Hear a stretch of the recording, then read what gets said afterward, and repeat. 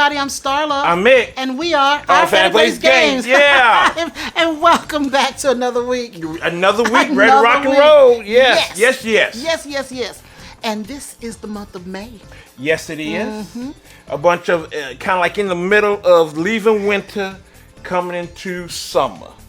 Yes, that's called spring. Oh, well, you know, spring can, I don't know if we have spring because then we still have some winter. When you look on the news, it's still snowing some places, rain, it's 100 degrees, someplace, it's crazy. Well, that's called spring Yeah, in spring America. is crazy.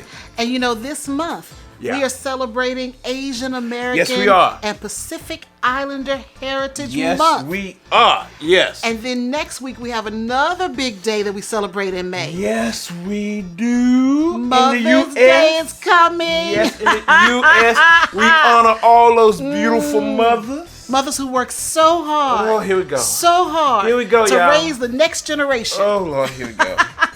Here we go. Yes, and at the end of the month, Yes. we have Memorial Day. Yes. Honoring those that have sacrificed for us. You know, yes. So it's busy month. It's a busy, Lots going on. crazy month. But it's just amazing how it's already May. I know. It's already May. Just running through. Yes. It is running through. Yes. But it's been interesting. It has been. It has been interesting. It's always interesting. It's always interesting. It's always something going on. Yeah. You know, so. And it's kind of interesting that now, you know, with the title for this one, you know, previews, we're looking back to 2020. Yes. With previews we've done. Yes. That's an interesting one. Yeah, I think Yeah. it's good to kind of go back Yeah. and kind of look at what happened with those games. Yes. And, you know, what are our opinions about them today? Yeah. As opposed to when we did them in 2020.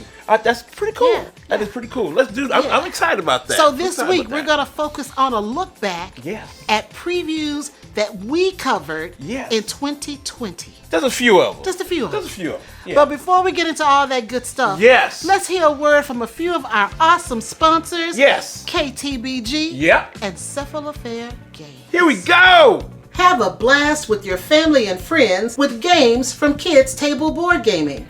They have a variety of games to choose from, such as Power Plants, Creature Comforts, Wreck Raiders, and Fossilis. These games bring the fun to the table. KTBG is making casual games for the serious gamers and serious games for the casual gamers. To view all the games in their catalog, visit kidstablebg.com.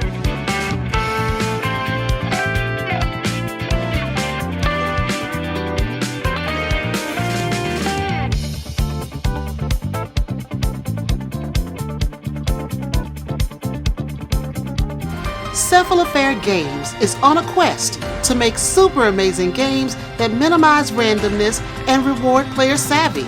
Their big claim to fame is their legacy-style dungeon crawler, Gloomhaven, and other games in the universe, such as Gloomhaven Jaws of the Lion, Founders of Gloomhaven, Gloomhaven Forgotten Circles, and their latest entry into the world, Frosthaven, which is an even bigger adventure. Cephalofair Games has expanded into new and exciting spaces, such as comics, video games, and audio. Bring the fantasy to life with Cephalofair Games.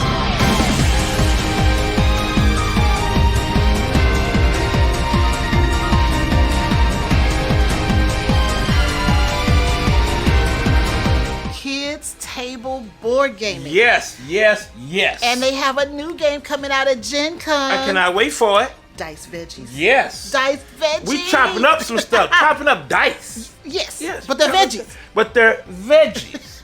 But they're dice. And the box is so colorful and so quintessential KTBG. Yes. KTBG and those Yeah. box covers. They You have just a want style. to dive in. They have a style. You just want to dive into the game. And I can't wait to see that little cleaver. Yes. 'Cause I wanna chopping use up it. the dice. Yes, I I cannot wanna wait use for it. that. Yes, I cannot wait for that. Now, on the other end, Cephalofair, don't do it. Don't you do it. That's my folk, and I love that know. game. That I love them. Gloomhaven. Now, Miniatures of Gloomhaven is coming. So that means you're going to have box sets of all of those games in the Gloomhaven universe. Wow. That's a ton of miniatures. Yes. And it's going to roll right into, you know, the RPG that they're getting ready to launch. And that should keep you busy for hours. Yes, and with hours miniatures and everywhere. hours. I just got to learn Yes. how to paint now. I gotta learn how to paint. Yeah, you need to go to one of those little classes or something. Lord, that's yeah. a lot of painting, though. That's a lot of painting. But I'm excited for Miniatures of Gloomhaven, y'all. Yes, I'm excited. All right, so next up we have Ask OFPG.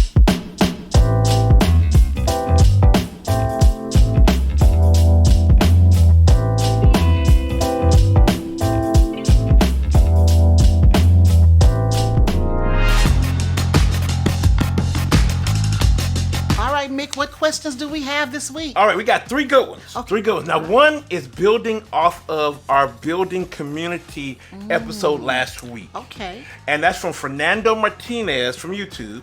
Hey, Fernando. Now, he said, do you have any advice on starting a board game night in a public place like a bar, pub, or any other type of space that isn't home? How do you approach the establishment to set something up?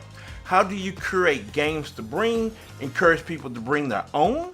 I really want to start a neighborhood game night, just not in my home. And I have to say, Fernando, that's really good that you do want to build community. Just straight up. That's straight up first. Yeah, so first thing is, yes, do not do it at your home. No. Because you're, bringing people in that you don't know, and you don't want people in your home you may not know. Yes. So it's always good to be in a safe space, space where everybody can get to. So that's a good idea. That's a good idea. Now, the next thing is you want to contact the management of an establishment or contact the leadership. So, for example, when we did our game nights at Site 1 Brewing, we talked with the management and their event planner. And then we went to the Urban League. We just talked to the leader of the Urban League, and he said, yeah, come on in. You guys can do your events there. Yeah. So you just want to get on board with them. You want to make sure you have a space that's big enough to accommodate people. Yeah, how many people you think you want to bring in? Exactly. Yes. And as far as games, we're fortunate enough to have the Board Game Wagon here in Omaha. Yes. Yes. And Matt and his team, they have a whole big selection of games. So we don't have to worry about curating games. But if you don't have that, then you may want to think about having games for beginners, and then and just encourage the people that are coming to bring their own. Yes. Yeah, bring their own games. Yes. But that's where I would say start. Yeah. And hopefully that'll help you. And definitely, when you're at the establishments, find out the prices. Can you come in free? Do you have to pay something? That's right. Because at Site 1, we did, we paid for food and things like that. Yeah. And at the Urban League it was free. Yes. But you have to find out community spaces is a good thing, because sometimes you might have to you don't have to pay that much. That's but right. Definitely look around wherever you at. So that's a really good question, Fernando, and good luck to you. Yeah, and keep us posted. Yeah, please keep us posted. Let us know if you're able to successfully do it. Yes. You got any other questions? Let us know. Yes. Hey, now we have Zod Tan from YouTube. Zod, what's up? I think this is from me. Oh, okay. Because he said, apart from terraforming Mars, Zod. hey, what are other games that you want everything of? Don't ask me that, because I want everything of everything. I want everything. If they have it, I want to get it. I guess I'm a collector, but I'm a completionist too. I think that's what I'm a completionist. I try to get as much as I can, even down to the promos if I can find them. Those are code words for addict. There you go again with that. Collector. There you go again. I'm a collector. That means board game addict. I'm a collector. Just saying. I'm a collector. But anyway, yes, that's what I'm gonna tell you. I'm a completionist that I want everything for. Yes. That's my answer. Well, I don't think that's just your question, because there are a lot of games I would like more things for too. What you want? Yeah, I would like to see some upgrades. When we went to BGG Fall, we played Ticket to Ride with the nice train. Yeah, that was the anniversary. I think the 20th anniversary. Yeah. Those trains were so adorable. They were really nice. So I like stuff like that too. Yes. So I think I would love to have those trains. But for me, I have to say I'm a completionist. I want everything. Yes. Of everything. Yes. Yes. And I do hunt things down when I can. Yes, you do. So thank you for that question, you. Zod. Thank you so much. Now, the last one is from Cuds, the Cuds, okay, from YouTube. I might be saying that wrong, but it Cuds. But they ask, do you have a fun memory playing a game as a child? I love playing Clue with my mother and sisters, even though I was not good at it until I grew up. Well, I've grown up, and I don't think I'm still good at half of those games. I'm still doing okay a little bit.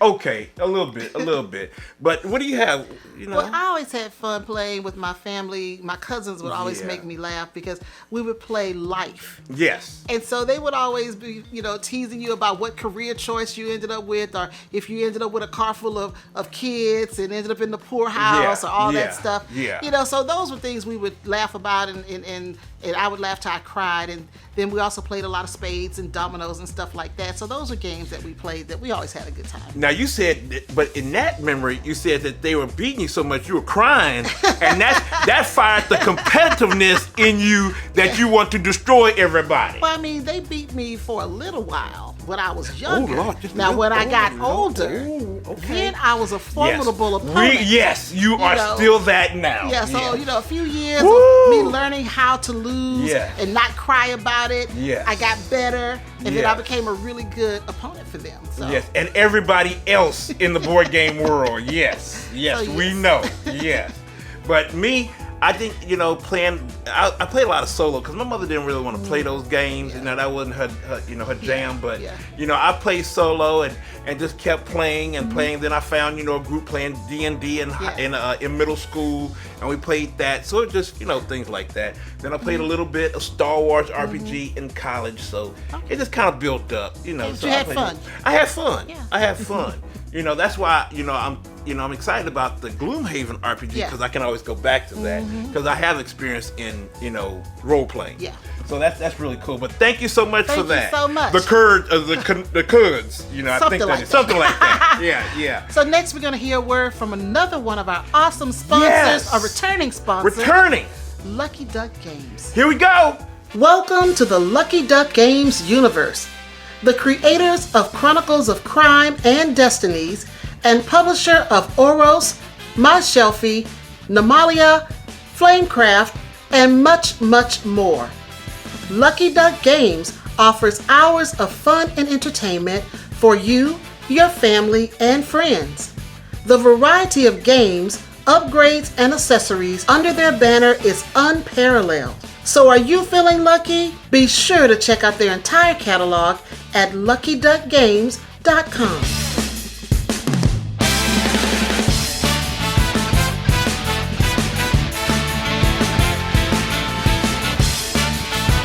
Lucky Duck Games. Yes. Now there's one game that they publish that we really like. We played and we really like it, and that is My Shelfie from Phil Walker Harding, yes, the great one, and Matthew Dunson, and it is a fun game. Yeah, we just got it on the table a few weeks ago. Yes. And we put some pictures out on social media.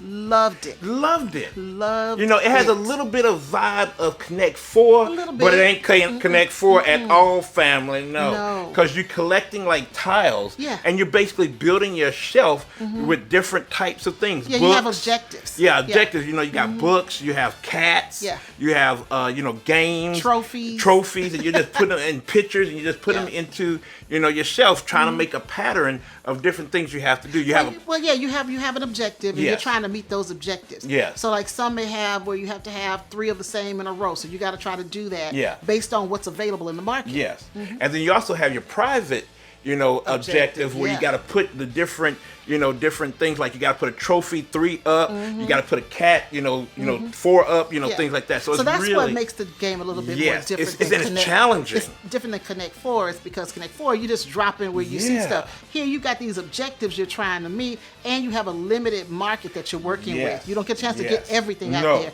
So there's certain ones you can take at a time. So. And it's really a puzzle. Yeah. And it's a cool puzzle, and I really enjoy it. Really do. I agree. Yes. Now, Starla, what about our merch? I know people walking around want to show off, OFPG, because they're part of our OFPG family. Where can they get it?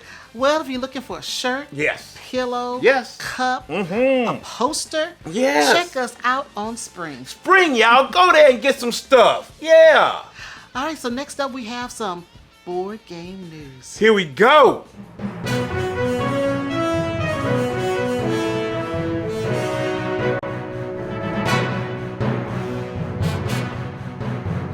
All right, Mick, what do we have in the news this week? There we go. Yes. I'm so happy you're keeping it short. Yes, I'm keeping it short. because it's just a little short burst. That's it. That's it.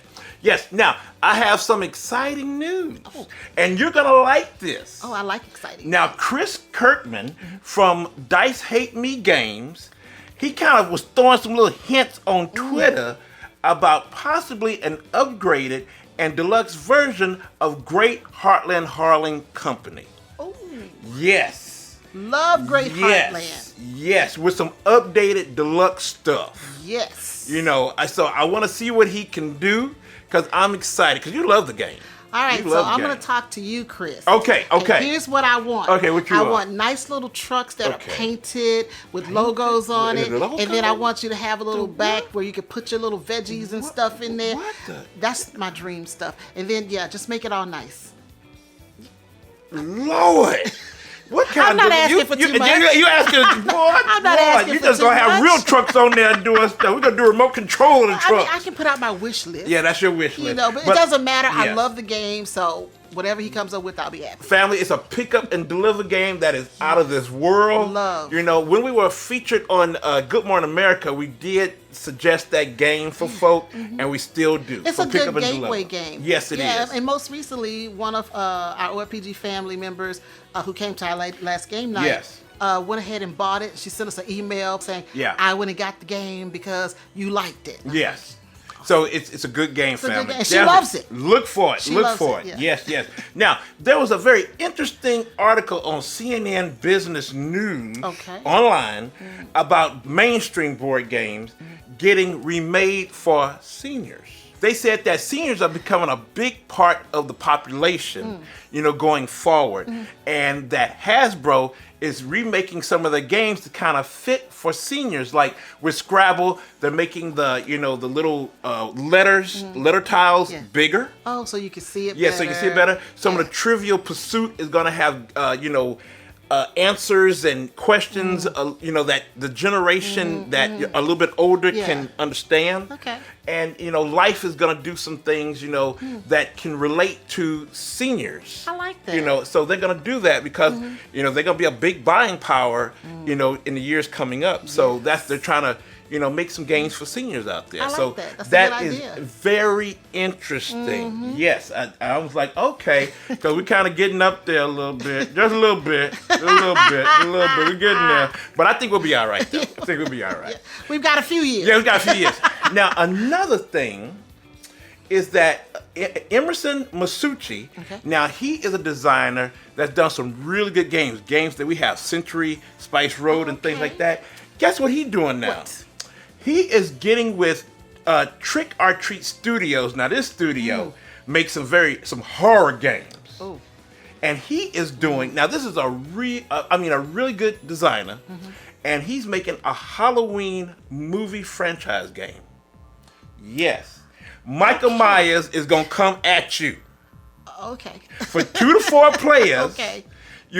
Michael, you're going to be, Michael Myers is going to try to stalk around you. Someone plays Michael Myers, and then everybody else play characters from the movies, and you try to get away from him.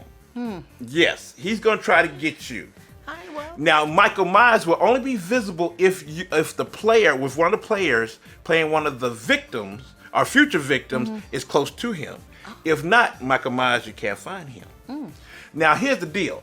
If you get killed by Michael Myers, you don't go away. You come back as another character, and you keep going until time runs out. Oh, that's an interesting concept. That's an interesting concept. Wow. So that's coming soon. So that's really, really interesting. That's interesting. I'm like, okay, a Halloween game from a really good designer.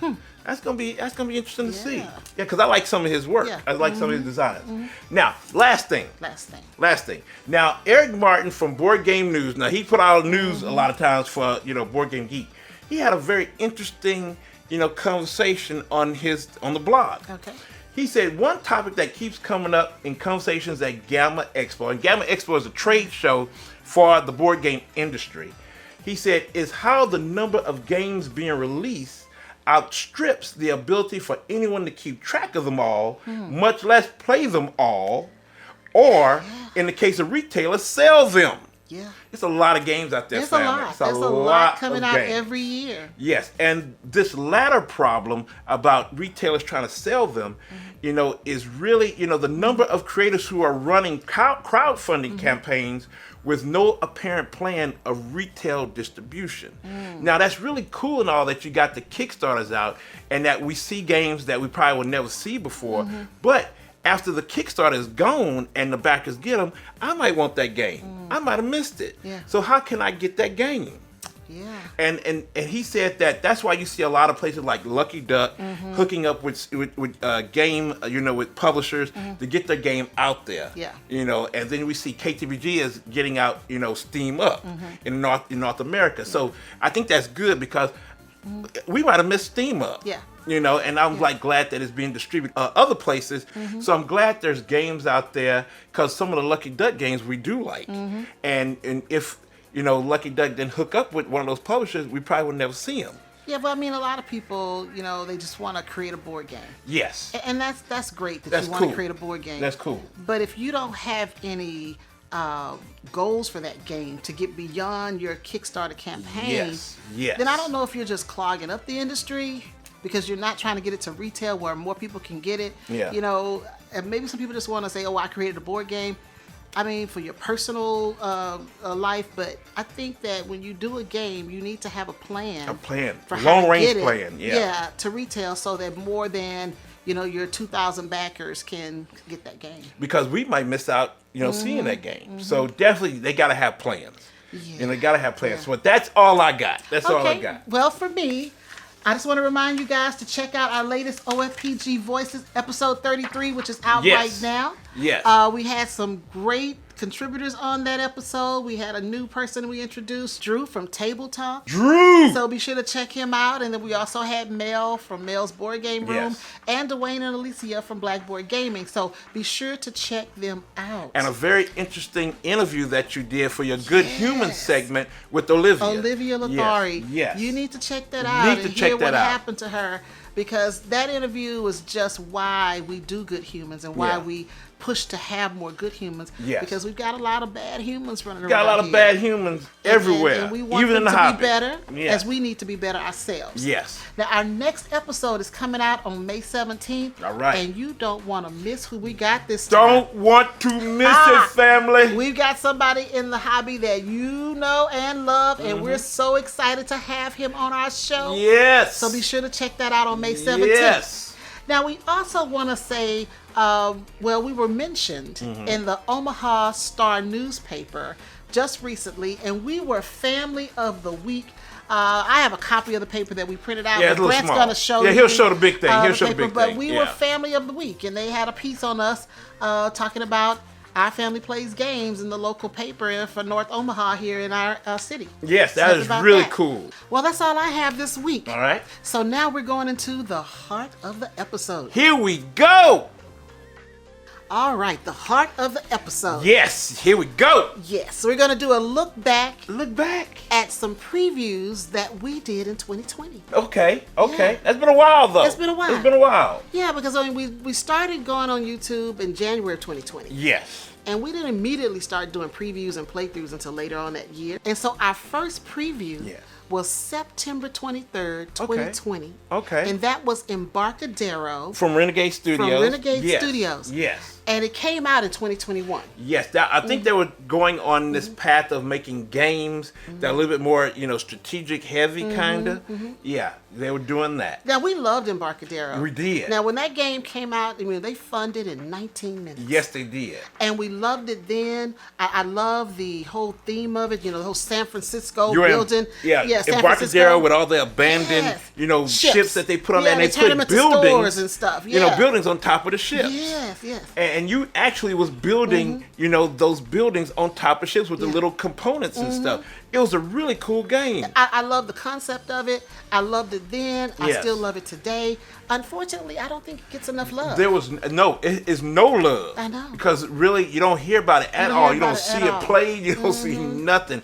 And I think, it's possible that Renegade kind of backed off doing a lot of, strategic games a little bit. They do a few, but something like that, Embarcadero was really cool. Yeah. And, a really interesting theme, but just it didn't catch on at all. And it had a lot of, California history, that San Francisco history of what happened during that time frame. So, I mean, that's one of those games, if you really are into, like, California and history and stuff, you may want to look up Embarcadero. Yeah, because I didn't know nothing about that until it was a learning game. We learned a lot.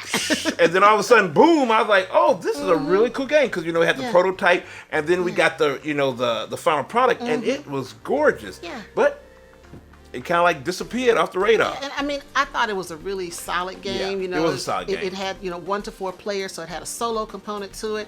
It had all the and different it had tile placement. Tile placement. All those different mechanics hand management, that you're familiar with. It was a really interesting game. And why it didn't sustain, I don't know. I don't know. It's lost on me. Yeah. It's lost. Now the next one we did in 2020 was Streets. Yes. From Sinister Fish Games. Yes. And we did that in October of 2020. Yes. And it came out the next year in 2021. Funded in a little over an hour. Yes. I think it was 71 minutes it funded. Loved it then. Love it because and love it now. Because it comes from the people that made Villagers. And Villagers, we love Villagers. And Streets, it's totally different. Totally different game. It's a little bit more, it has that little worker placement, set collection, with the little people. Also like majority. You got to get majority in different places in the little city that you're building. It's a fun game. But what I thought was so cute were the little meeples were all painted. Yeah, they're all painted. They had little clothes on and little cameras for the tourists, and they had the different streets where you had different hot spots. So you had the hipsters, and you had tourists and families with children. I thought it was a really cute concept. It is. Really good theme. Like I said before, loved it then, love it now. If you haven't looked at Streets, you should look at it, family. You should check it out. Really good game. But I love it. But it seemed like it was still eclipsed by Villagers. I think so because Villagers is so strong. Yeah. That is Villagers, man. That's the number one. That's the number but one. If I'm gonna get games from Sinister Fish, I'm gonna get Villagers and I'm gonna get Streets. Yeah, I love them both. They're really good games. Really, it's a really strong game. Streets. Yeah. Now the next one we did. Woo! We also did that one in October of 2020, and that is Dune Imperium from Dire Wolf. Sheesh. Now that game did not go to Kickstarter. It went straight to retail, so it actually came out in 2020. It didn't take a year for it to come out. No. Now Dune Imperium, that is it's the game. A deck building game, and it's based on the whole world, the Dune world. I love. We loved it then. We love it now. Dune Imperium is still kicking butt everywhere it's at. It's a great game. It'll come on the hotness on BGG sometimes. I mean, it might be still there, but it is a great worker placement game. And then you also got a little combat in it. I mean, the theme of Dune. A lot of people say it's not there. It's there. It's there. It's there because I read a lot of those books. You're trading spice, man. And then the expansions that came out with it, and then they gave you like miniatures and stuff. Oh, they have supported that game like crazy, and it is beautiful. Awesome game. Yes. Awesome game. Awesome. If you haven't checked out Dune Imperium, check it out. And it's still being played everywhere. It's still being played, so it is a really good game. Yes. Now, the next one we did in 2020 was Factions Battlegrounds. Yes. It's a self-published game. Yeah. Now, we did that video in November 2020. Yes. The game did come out in 2021. It was a Kickstarter campaign. It funded. It's an interesting game, very diverse game. Very diverse. I have mixed feelings on it. Because, I mean, I liked it. Well, it's a combat game. Yeah, definitely. You have troops and you're putting cards down that's fighting against other troops, and it's like a 2-player. It's a really cool game. I see it more as a 2-player game, but you can do 4 players, but it's a really like back and forth to me. It is. And it's very diverse character. They had a lot of POC artists putting a lot of POC representation in the game. And it was beautifully done to me. The artwork is beautiful. Oh, it's beautiful. Very, very beautiful. It's colorful. Yes. Again, maybe it's just not my type of game. I don't think it's your type of game. So I have mixed feelings. I think it's something that if you love combat and stuff like that, you want to look at. It's out there, so be sure to check it out. But I'm not gonna say I love it. I still like it. It's a cool game. Yeah, it's a cool game. And then, but the art really stands out for it. It does. The art, and it's just so beautiful. And I think they had a book that came out with the Kickstarter that I think you can find in some stores that just has the art from the game, and it's just beautiful stuff. The art is really exceptional. Beautiful stuff. Yes, it is. Yes, it is. All right, and the last game on our list is Rule Benders from Game Brewers. Yes. Now, we did this one in November of 2020. Yes, we did. It was a Kickstarter campaign. Yes, it was. And it did fund, and it came out in 2021. Barely. It barely made it. And here's my thing on Rule Benders. I think the concept was great. Yes, that you're going back in time. Yeah, and you're changing the rules. You're changing the rules from the future because you had this Yeah. weird contraption that you got that you're able to go back in time.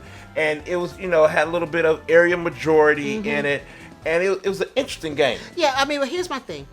I thought that they had a good concept. Yeah. But I think it was kind of convoluted with the changing of the rules. Yes. And I think because that you may could have change been the rules. Yeah. the problem with it because, I mean, when you look at the game looks interesting. Yes. But at the Kickstarter campaign, if you're reading through and trying to figure out, about the game and trying to learn about it, and you see, the rules are changing all the time. If you're not somebody who likes that, but it's in the title, Rule Benders. well, yeah, but Benders. but still, I mean, I think that's why it probably barely funded. Yeah, it was a lot going on. Yeah, and I don't think people really, kind of like that whole concept. Yeah.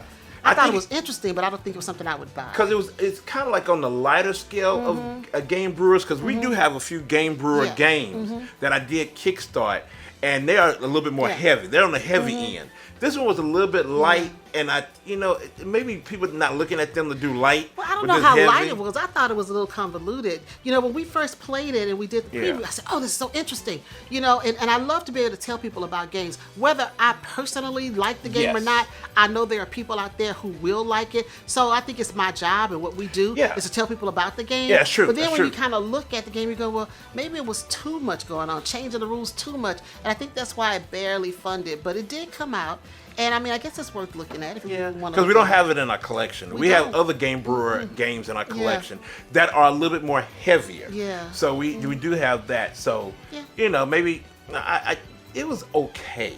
It was okay. Yes, it was okay. Yes. But I was looking toward the heavier games with them because I want that little brain crunch on me. I want a little brain crunch. So I want a little brain crunch. So I was looking at them, Game Brewers for those. Yeah. Yeah.